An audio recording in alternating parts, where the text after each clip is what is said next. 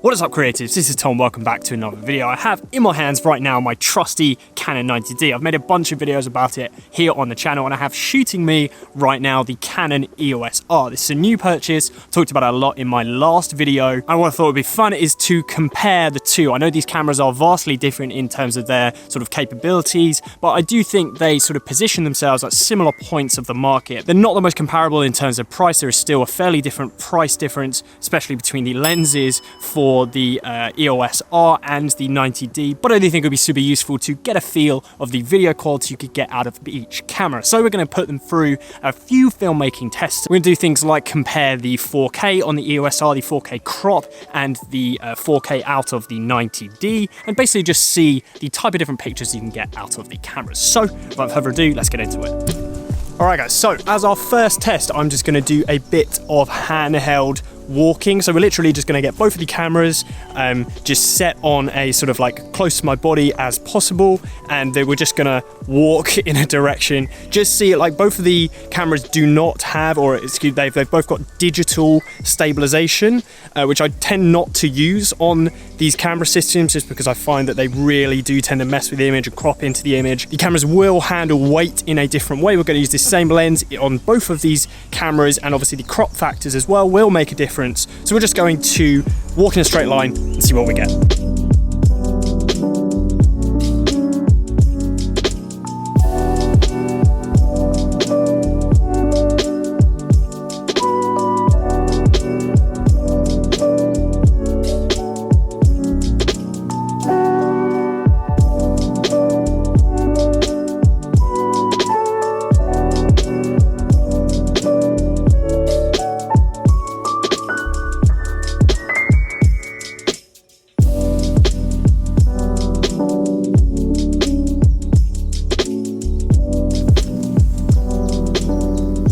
Alright, so I think sort of unsurprisingly, looks like the results from the just handheld shooting test were fairly consistent, apart from the fact that the crop on the 90D obviously make quite a big difference. I'm using a full frame lens here, the Canon 2040 70mm f 2.8 first generation, which isn't an IS lens, so the crop's just the sort of shake, it would seem to be a little bit more noticeable, at least to me, just obviously reviewing it on the back of the camera. I think what I want to do now is an autofocus test. So both of these cameras have amazing autofocus using Canon's facial recognition autofocus technology, so let's just see how they stack up.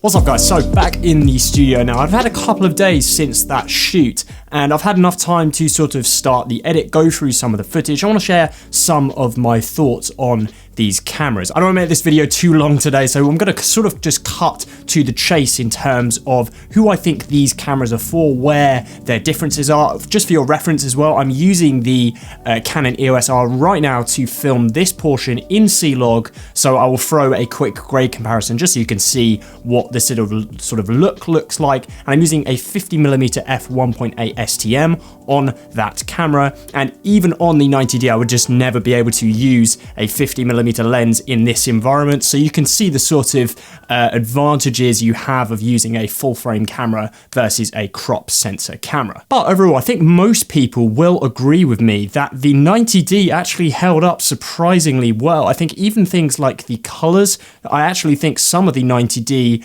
shots were a little bit more pleasing, a little bit more natural than the EOS R. Certainly if you're wanting to shoot a bunch of 4K content, the fact that the 4K crop on the EOS R is quite so dramatic, that might be a real turnoff for some people, so you might want to be going for the 90D. You also of course have the aspect that if you want to shoot anything high frame rate, so 120 frames a second, the EOS R, I didn't even bother shooting any slow motion content on it because the maximum you can record 120 frames a second at is 720p. That's basically just unusable at this point in today's online content creation and media consumption environment. With the 90D, you get 120 frames a second at 1080p. So basically, if you're wanting to shoot slow motion content, this is the camera you're going to want to go for and not the one on sticks pointing at me right now. I think what I would say is that the Canon EOS R's 1080p is just as comparable as the 4K. You certainly get a little bit more detail, obviously, in the 90D's 4K than the 1080p on the R.